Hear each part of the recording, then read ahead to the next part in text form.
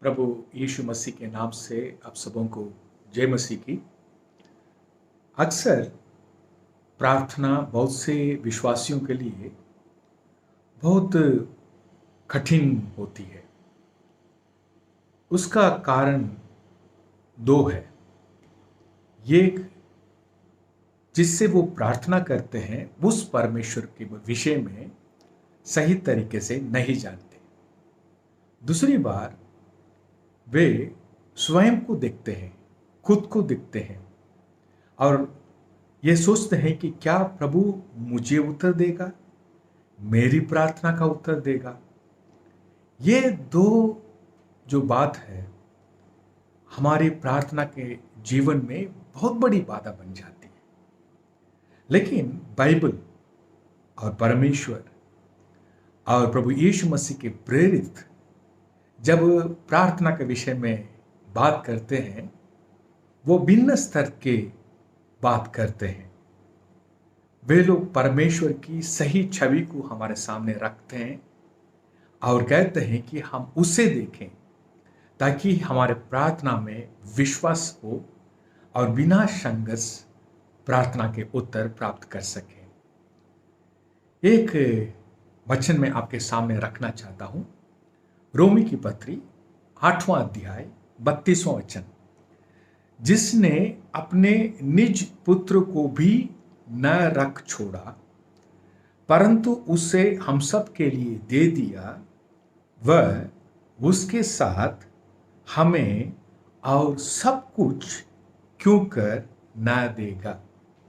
प्रियो, अधिकांश विश्वासियों के मन में परमेश्वर एक कंजूस मालिक के समान है, जिसको जाकर मनाना पड़ेगा, उसके सामने रोना पड़ेगा, बहुत दिन तक जिद करना पड़ेगा, एक ही चीज को बार बार बोलते रहना होगा, शायद तब जाकर वो कंजूस मालिक परमेश्वर दिल से पिघलकर हमारे लिए कुछ कर दे।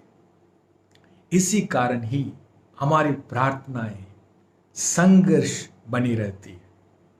लेकिन यहां जो वचन हमने सुना है उसके अनुसार परमेश्वर कुछ और है। वो कंजूस नहीं है, वो आपसे किसी भी वस्तु को रख नहीं छोड़ा है। यहां तक ही वह अपने पुत्र को भी रख नहीं छोड़ा। जरा सोचिए, जिसने आपके लिए अपने पुत्र को दे दिया, आपकी भलाई के लिए पुत्रों को त्याग दिया, आपकी आशीष के लिए कलवरी क्रूस पर उन यातनाओं को सहने दिया, क्या उसके पास जो सबसे जो बड़ी चीज या बड़ी वस्तु या बड़ा व्यक्ति था, उससे ही आपको दे दिया। आप जो मांग रहे हो ये छोटी मोटी बातें वो नहीं देगा। प्रेरित बताता है, जिसने पुत्रों को भी दे दिया है उसके साथ वो सब कुछ आपको देखेगा। आपकी प्रार्थना के लिए, प्रार्थना के जीवन के लिए मेरी सलाह यह है, सबसे पहले आप परमेश्वर के बारे में सही तरीके से जानें। आप देखेंगे खुद ब खुद आपके अंदर विश्वास उमड़ पड़ेगा।